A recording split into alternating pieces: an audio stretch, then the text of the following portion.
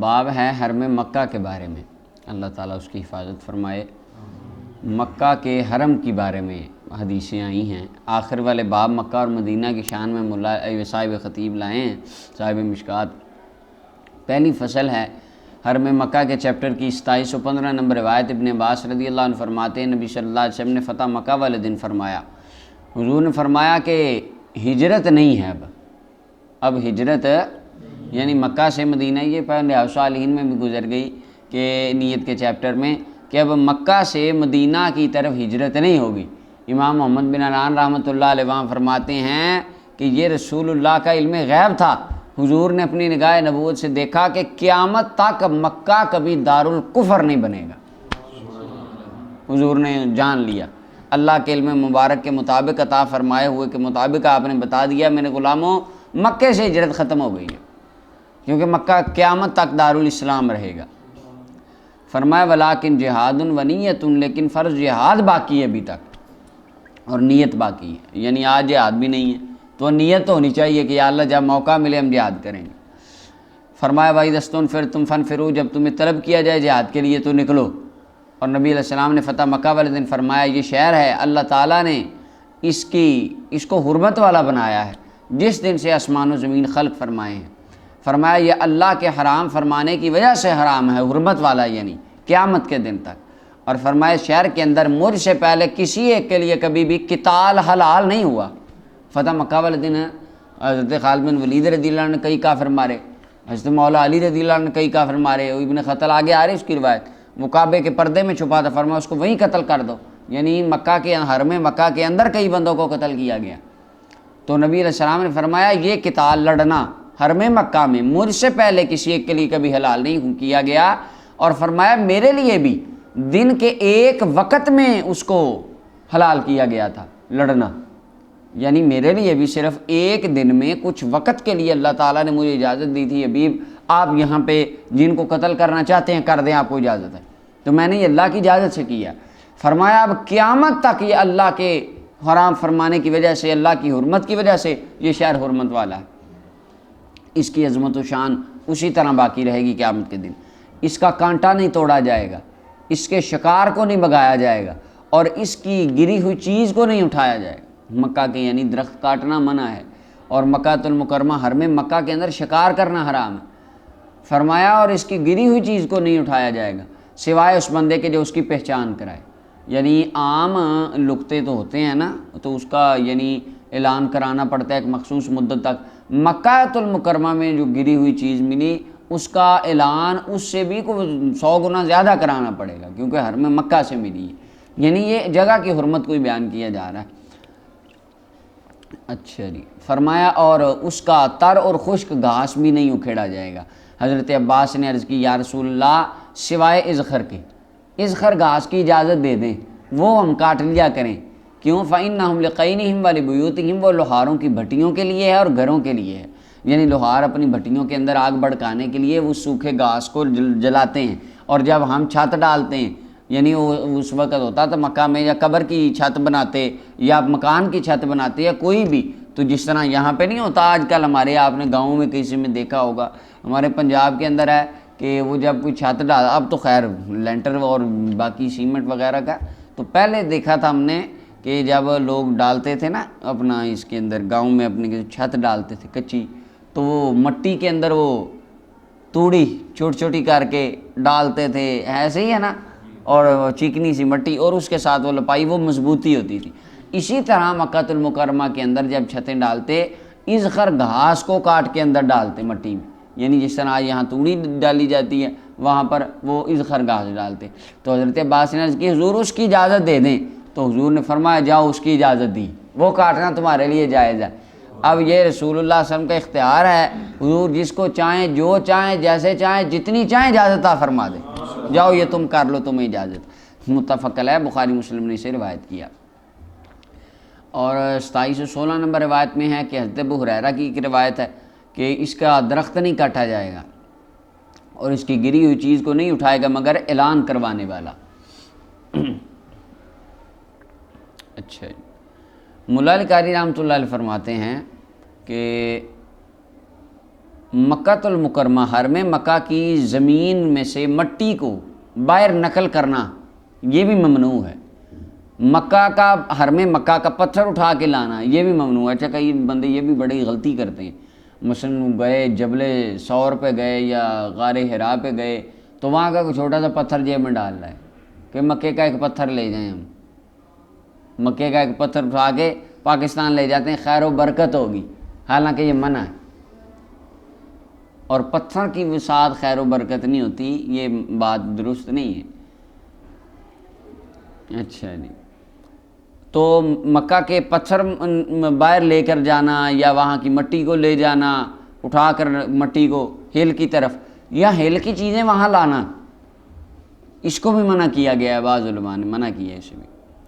اور آگے مولا علی قاری کہتے ہیں تو پھر آپ سوچیں گے کہ ہم وہاں سے آب زمزم بھی نقل کرتے ہیں، وہ بھی تو لے کے ہی آتے ہیں مکے کا پانی، تو مولا علی قاری کہتے ہیں وہ مستحب ہے، کیونکہ نبی صلی اللہ علیہ وسلم مدینہ میں تھے، سہیل ابن عمر آپ آئے عمرہ کر رہے ہیں، حضور نے فرمایا کہ تو ایسے کرنا، آتے ہوئے آب زمزم لیتے آنا،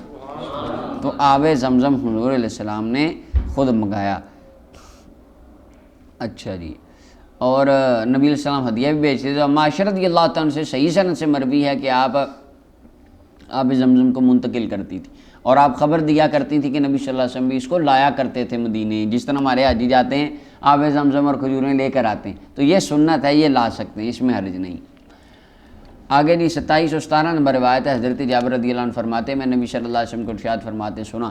فرمایا تم میں سے کسی کے لیے حلال نہیں ہے کہ مکہ کے اندر اسلحہ اٹھا کے گھومے، امام مسلم نے روایت کی، یعنی بغیر ضرورت کے اسلحہ اٹھا کے لہرا کے وہاں پر گھومنا یہ جائز نہیں ہے، یہ گناہ کا کام ہے۔ اچھا جی، اور باقی بات رہی کہ نبی کریم صلی اللہ علیہ وسلم کے لیے کہ حضور فتح مکہ والے سال آئے تو حضور کے ساتھ تو صحابہ تھے اور حوصلہ بھی تھا، تو کہا وہ خاص تھا، اس ٹائم میں اس مخصوص وقت میں نبی صلی اللہ علیہ وسلم کا خاصہ تھا، اس کے علاوہ عام نہیں۔ ہاں اگر کوئی لانا چاہتا ہے، اگر کوئی دشمن سے اس کو ڈر ہے اور وہ لایا ساتھ، تو جب حرم مکہ میں داخل ہو تو اپنے اس اسلحے کو کسی کور میں لپیٹ لے، تلوار کو خول میں ڈال لے یا کمانوں کو کسی کپڑے کے اندر لپیٹ لے۔ اچھا جی، اور اس کی دلیل کہ نبی کریم صلی اللہ علیہ وسلم عمرہ قضا کرنے جب آئے تو اس وقت اسلحہ تو تھا ساتھ لیکن وہ چھپایا ہوا تھا، یعنی اس کے اوپر کپڑا وغیرہ لپیٹا تھا۔ 2718 نمبر روایت ہے، حضرت انس بن مالک رضی اللہ عنہ فرماتے ہیں نبی صلی اللہ علیہ وسلم فتح مکہ والے دن داخل ہوئے، سر اقدس پر خول پہنا ہوا تھا، خرد، جب آپ نے اسے اتارا تو ایک بندہ آیا اور کہا یا رسول اللہ کہ ابن قتل لٹکا ہوا ہے کعبے کے پردوں کے ساتھ، حضور علیہ السلام نے فرمایا اس کو وہیں قتل کر دو۔ اب اس کے اندر ہے کہ یہ جو ابن قتل تھا یہ پہلے آیا اور اس نے کلمہ پڑھا اوپر سے، اور بعد میں یہ مرتد ہو گیا، اور وہاں پر نبی کریم صلی اللہ علیہ وسلم کے ایک صحابی جو خدمت کرتے تھے مدینہ طیبہ میں، ان کو قتل کر کے یہ آ گیا، اور آتا ہے کہ اس نے وہی بھی بدلی تھی،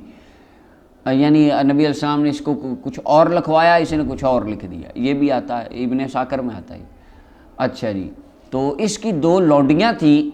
یہ ان سے نغمے پڑھواتا تھا نبی صلی اللہ علیہ وسلم کی عظمت کے خلاف، یعنی کہتا تھا گا کرنا شعروں میں نبی صلی اللہ علیہ وسلم کی گستاخی اور توہین کرو، اور رسول اللہ صلی اللہ علیہ وسلم کے صحابہ کی بھی توہین کراتا تھا اور اسلام کے احکامات کی بھی توہین کراتا تھا، تو آقا کریم صلی اللہ علیہ وسلم نے پھر اس کو قتل کرنے کا حکم دے دیا اور فرمایا کہ وہ یا رسول اللہ، وہ تو کعبے کے پردے کے ساتھ اس نے پلارے رکھی ہے کہ ایک طرف دیوار کعبہ ایک طرف پردہ کعبہ، فرمایا جو اللہ کے رسول صحابہ شرائع اسلام کا مذاق اڑانے والا اور گستاخ ہو، اس کو نہ کعبے کی دیوار پناہ دیتی ہے نہ کعبے کا غلاف پناہ دیتی ہے، اس کو نکال کے وہیں سے قتل کر دو، وہیں متفق علیہ، بخاری مسلم نے اس حدیث کو روایت کی۔ 2719 نمبر روایت جابر رضی اللہ عنہ فرماتے ہیں نبی صلی اللہ علیہ وسلم فتح مکہ والے دن داخل ہوئے اور آپ نے سیاہ رنگ کا امامہ شی باندھا ہوا تھا بغیر احرام کے، یعنی آقا کریم صلی اللہ علیہ وسلم نے اس وقت احرام نہیں باندھا تھا فتح مکہ والے دن، حضور علیہ السلام فاتح بن کے تشریف لائے تھے، امام مسلم نے اسے روایت کیا۔ اچھا جی، اچھا پیچھے آیا کہ نبی علیہ السلام نے سر پر خرد پہنا ہوا تھا، ٹھیک ہے، پچھلی حدیث میں یہ بھی آیا بخاری کی، اور مسلم کی روایت میں حضور نے سیاہ رنگ کا امامہ شریف باندھا ہوا تھا۔ تو اس کے اندر کیا تطبیق ہے؟ بعض علماء فرماتے ہیں، امام نووی رحمۃ اللہ علیہ نے بھی اسی طرح جمع و تطبیق اس کی ہے، قاضی یاز اور امام طبی وغیرہ نے، کہ پہلے نبی علیہ السلام نے خرد پہنا تھا، بعد میں جب آئے پھر خرد اتار دیا اور امامہ باندھ لیا۔ مولا علی قاری رحمۃ اللہ علیہ فرماتے ہیں حضور علیہ السلام نے امامہ باندھا تھا، امامہ شریف کے اوپر خرد پہنا ہوا تھا، دونوں کٹھے پہنے ہوئے تھے، تو یہ جائز ہے۔ یہ تطبیق مولا علی قاری رحمۃ اللہ علیہ نے فرمائی۔ اچھا جی، اور اس حدیث پاک سے پتہ چلا سیاہ رنگ کا امامہ باندھنا بھی نبی کریم صلی اللہ علیہ وسلم سے ثابت ہے، کالا امامہ باندھا جا سکتا ہے۔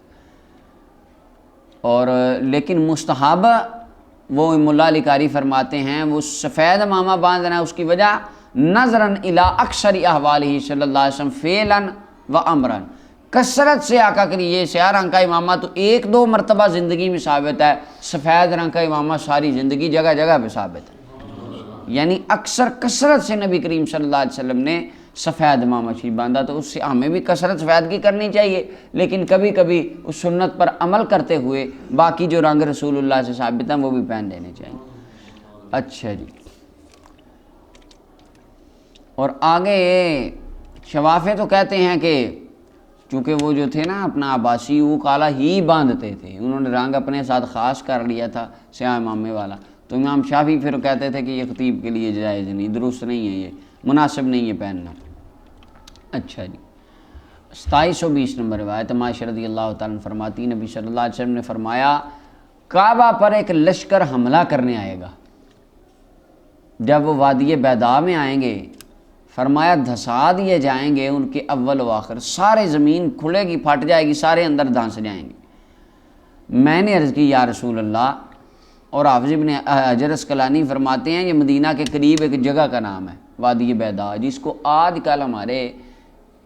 لوگ وادی جن کے نام سے موسوم کرتے ہیں، یوٹیوب پہ بھی نا وادی جن میں گاڑی الٹی چل پڑی اور بوتل، وہاں پہ کچھ گریوٹی کا مسئلہ ہے، واللہ عالم بالصواب کیا ہے وہاں پہ، تو وہاں پہ نا یعنی آپ گاڑی نیوٹرل کر کے چھوڑ دیتے ہیں، مثلا سڑک اس طرح ہے نا تو گاڑی اوپر کو جاتی ہے وہاں پہ، اور آپ نیوٹرل کر دیتے ہیں، گاڑی بند کر دیں آپ، سڑک اگر اس طرح ہے نا تو ہونا چاہیے کہ گاڑی اوپر سے نیچے آئے، آپ نیچے جا کے کھڑی کرتے گاڑی اوپر کو جاتی ہے، خود ہی گاڑی وہاں پہ دوڑنے لگ جاتی ہے، اس طرح کا وہاں پہ کچھ چکر ہے۔ تو ہمارے بندے کہتے ہیں اتنے جن رہتے، ہمارے شہزادے بندے پاکستانیوں نے مشہور کیا اتنے جن رہتے ہیں، جن تکا لاندے ہیں گڈی میں، تو تاں جڑا نا یہ زیادہ تیز چل رہی ہے۔ تو میں بھی گیا تھا وہاں پہ، تو وہاں پہ لوگ کوئی بوتل کا ٹیسٹ کر رہا ہے، یوں بوتل الٹی کر کے نا یوں رکھی ہوئی بوتل اوپر کو چڑھ رہی، ساتھ ویڈیو بنا رہے ہیں جی دیکھیں بوتل اوپر جا رہی، اور کوئی بندہ وہاں سے گاڑی ایک دو چار ویڈیو بنا رہے ہیں آگے، اور اس طرح کے یعنی ہیں۔ تو حافظ ابن حجر کہتے ہیں یہ وہ وادی کے اندر یہ ہوگا، وہ وادی بیضاء، اور وہاں بورڈ لگا وادی بیضاء کا، وہ وادی بیضاء میں جب آئیں گے نا تو یعنی اس زمین کا کچھ خاصا ابھی تک لوگوں کو سمجھ نہیں آیا، جو شروع سے بھی یعنی اس ٹائم بھی آپ دیکھیں اگر حافظ ابن حجر کی یہ بات کہہ رہے ہیں تو آج سے کوئی 600-650 سال پہلے انہوں نے بھی کوئی ٹیسٹ ویسٹ کیا ہی ہونا اس جگہ کا، اب اللہ عالم یہ کہ انہوں نے لکھا نہیں ہے فتح الباری میں کہ میں نے یہ ٹیسٹ کیا، میں نے بھی بوتل پھینکی ہے، بوتلیں یا مشکیزہ میں نے کو پھینکا، یہ انہوں نے کوئی بات نہیں کی،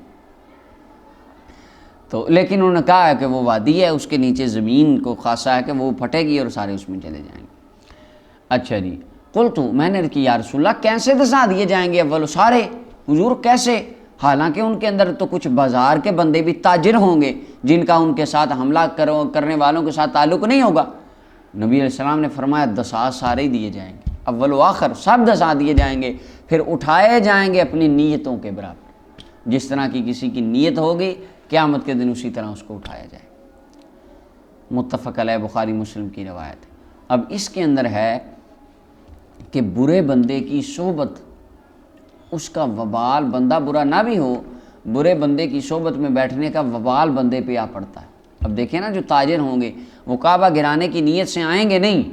وہ تو آئیں گے تجارت کی نیت سے، لیکن آپ دیکھیں جن کے ساتھ ہوں گے ان کی بادامالی اور ان کے کاموں کی وجہ سے وبال ان ساتھیوں پہ بھی آ پڑے۔ اللہ میاں صاحب کا کہ کس طرح ہے کہ نہ برے بندے دی صحبت یارو جویں دکان لوہاراں، کپڑے پاویں کنج کنج بئیں چنگاں پین ہزاراں۔ ہاں تو یہ اس طرح ہے کہ آپ کچھ کریں نہ کریں، اس کی جس طرح لوہار کی بھٹی کے پاس بیٹھ جائیں، آپ کا منہ کالا، بدبو آتی رہے گی، چنگاریاں پڑتی، کچھ نہ کریں بس ویسے ہی پڑتی رہیں گی۔ اسی طرح یہ برے بندوں کا ساتھ ہے۔ اور دوسری بات اس کے اندر کہ یہ کام ابھی ہوا نہیں ہے، رسول اللہ پہلے ہی جانتے ہیں، سرکار نے خبر دے دی۔ 2721 نمبر روایت ہے، اس کی ڈیٹیل ہم نے گزر کے پیچھے ہیں جی، ریاض الصالحین میں ابتدا میں ہے، دوسری روایت ہے ریاض الصالحین میں۔ حضرت ابو ہریرہ رضی اللہ عنہ فرماتے ہیں نبی صلی اللہ علیہ وسلم نے فرمایا، اللہ اکبر، یہ روایت کیا ہے، متفق علیہ بخاری مسلم کی، نبی علیہ السلام نے فرمایا کعبہ کو چھوٹی پنڈلیوں والا حبشی گرا دے گا، چھوٹی پنڈلیوں والا حبشی کعبۃ اللہ کو گرا دے گا، ایک وقت وہ بھی آئے گا، وہ پتھر کر کے خانہ کعبہ کی ایک ایک اینٹ کو توڑ دے گا، کعبہ توڑ دیا جائے۔ یعنی مسلمان اس طرح کے ہو چکے ہوں گے، اس وقت یہ حال ہو چکا ہوگا مسلمانوں کا، اتنا اشد زوال ہوگا کہ کعبہ بھی گر جائے گا اور مسلمان اس کو روکنے پر قادر نہ ہوں، یا پھر ان کی غیرت مر چکی ہوگی اس وقت، ان کو کوئی پرواہ نہیں ہوگی۔ اللہ اکبر، یعنی وہ کافر ہوگا بندہ جو حبشی ہوگا، وہ کعبے کو گرا دے۔ 2722 نمبر، اور یہ قرب قیامت ہوگا، اور اس کے بعد پھر قیامت کا معاملہ شروع ہو جائے، کیونکہ جب کعبہ ہے تب تک امن ہے، اور جب کعبہ ختم ہو جائے گا وہ امن ختم ہو جائے گا۔ 2722 نمبر روایت ابن عباس رضی اللہ عنہ فرماتے ہیں نبی صلی اللہ علیہ وسلم نے ارشاد فرمایا، گویا کہ میں اس کالے حبشی کو دیکھ رہا ہوں، اس کالے حبشی کو دیکھ رہا ہوں کہ جس کی پنڈلیاں چھوٹی ہیں، فرمایا کعبے کو ایک ایک پتھر کر کے وہ گرا رہا، میں اس کو دیکھ رہا ہوں، امام بخاری نے۔ اب آپ دیکھیں، ایک لشکر ابھی آیا نہیں، وہ آئے گا، حضور فرماتے میں دیکھ رہا ہوں۔ اب یہ کعبے کو گرائے گا ابھی حبشی، کیا قرب قیامت واقعہ ہوگا، سرکار فرماتے میں دیکھ رہا ہوں۔ فرمایا دجال آئے گا، اس کے مقابلے میں جو میرے غلام جائیں گے، فرمایا میں انہیں بھی جانتا ہوں، مسلم کی روایت۔ اور اللہ رب العالمین کے قرآن کریم میں جگہ جگہ فرماتے ہیں، الم تر الی الذی حاج حبیب، آپ نے دیکھا نہیں تھا وہ جب ابراہیم علیہ السلام سے نمرود نے جھگڑا کیا تھا، آپ نے دیکھا نہیں تھا وہ جب موسیٰ نے اللہ سے باتیں، وہ آپ نے دیکھا نہیں تھا جب فلاں کام ہوا، ساری باتوں وہاں اللہ فرماتا ہے حبیب آپ نے دیکھا نہیں تھا، کیا مطلب دیکھا تھا، اور یہاں حضور فرماتے ہیں ہاں قیامت تک ہونے والا وہ بھی سارا ہی میں نے دیکھا ہوا ہے،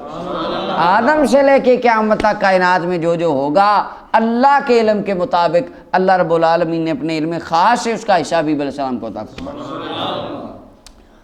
دوسری فصل ہے 2723 نمبر روایت، یعلا ابن امیہ فرماتے نبی صلی اللہ علیہ وسلم نے فرمایا، حرم کے اندر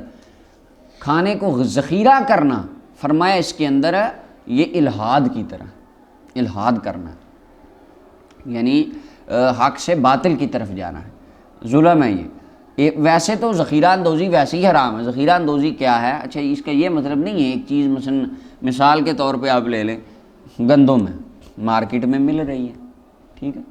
تو ایک بندہ لے لیتا ہے، اس کو رکھ لیتا ہے، سٹور کر لیتا ہے، حالانکہ مارکیٹ میں مل رہی ہے، سارا نارمل چل رہا ہے، ٹھیک ہے، لیکن یہ ذرا سٹور کر لیتا ہے، یہ سٹور کر لیتا ہے اس لیے کہ جب گندم پرانی ہو جاتی ہے تو ریٹ ذرا تھوڑا سا زیادہ ہو جاتا ہے، تو وہ 4-5 ماہ بعد اسے بیچ دیتا، یہ ذخیرہ اندوزی کے زمرے میں نہیں آتا۔ ذخیرہ اندوزی یہ ہے کہ مارکیٹ میں قحط پڑ گیا ایک چیز کا، چینی کا قحط پڑ گیا، چینی نہیں ہے، اور بندے نے 4 کروڑ کی چینی لے کے سٹور کی ہوئی اندر، عوام دیکھ رہی ہے یار چینی ہے ہی نہیں، اور چینی دن بہ دن مہنگی ہو رہی ہے، اور اس کو پتہ ہے جب فل پیک کا ریٹ جائے گا میں تب دوں گا، زیادہ پیسے کماؤں گا، لوگ مر رہے ہیں ان کو چیز ہی نہیں مل رہی، غلہ نہیں مل رہا، یہ ذخیرہ اندوزی۔ تو یہ ذخیرہ اندوزی ویسے ہی حرام ہے، یہ منع ہے، اور فرمایا حرم میں یہ کام کرنا یہ تو اور بڑا ظلم ہے۔ امام ابو داؤد نے اسے روایت کیا، اس حدیث سے پتہ چلا کہ جس طرح حرم پاک میں نیکی کرنا بہت عظیم ہے، اسی طرح گناہ کرنا بھی اتنا ہی برا۔ اور حضرت ابن عباس رضی اللہ عنہ کا آگے، حضرت ابن عباس طائف میں کیوں چلے گئے تھے، مکہ چھوڑ کے طائف چلے گئے، فرماتے تھے کہ طائف کی وادی میں، طائف کے قریب ایک جگہ اس کا نام لیتے تھے، فرمایا وہاں میں 70 مرتبہ یا 7 مرتبہ کوئی غلطی کروں، یہ مجھے بہتر لگتا ہے چہ جائے کہ میں حرم میں ایک غلطی کروں۔